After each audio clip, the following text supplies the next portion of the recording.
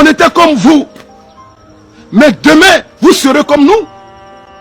En d'autres termes, hier, ces bien-aimés étaient en vie. Mais demain, c'est nous qui allons les rejoindre. Lorsqu'on parle de la mort, les gens ont peur.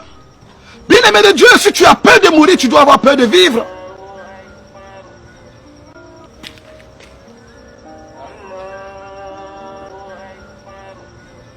Regarde bien ce lieu, bien-aimé de Dieu.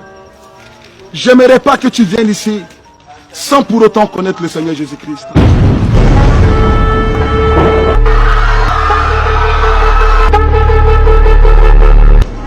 Voilà pourquoi j'aimerais t'exhorter aujourd'hui. Mets ta vie en règle vis-à-vis de la parole de Dieu.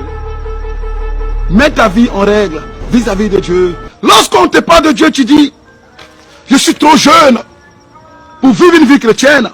Mais j'aimerais te poser la question de savoir, quel est l'âge pour aller au paradis?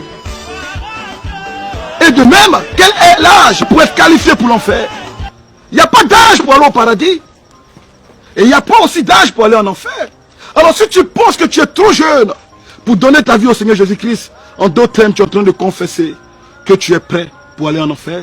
Parce que demain ne t'appartient pas et ton souffle de vie ne dépend pas de toi. Alors j'aimerais finir ce message pour te dire, tous ceux qui sont ici, malheureusement, celui est silencieux. Il y en a de parmi ces bien-aimés qui allaient en boîte de nuit s'amuser. Où sont aujourd'hui les DJ qui les amusaient? Où est aujourd'hui la musique qui les faisait danser? Regarde ce lieu, écoute ce silence. Je vais me taire pour quelques secondes et écoute le silence qui règne en ce lieu.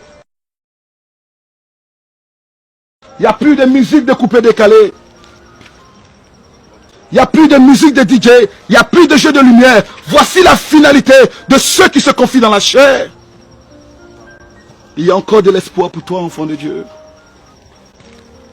Il y en a qui prenaient les corps pour séduire.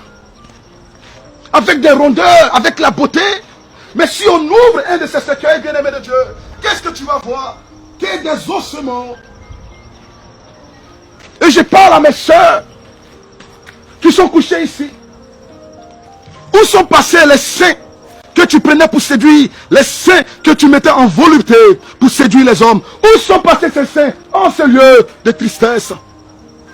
Où sont passés ces rondeurs que tu prenais pour séduire les hommes? Où sont passés ces rondeurs en ce lieu de tristesse? Où sont passés les maquillages? Où sont passés les mèches? Et enfin, je m'adresse à mes frères qui sont en ce lieu.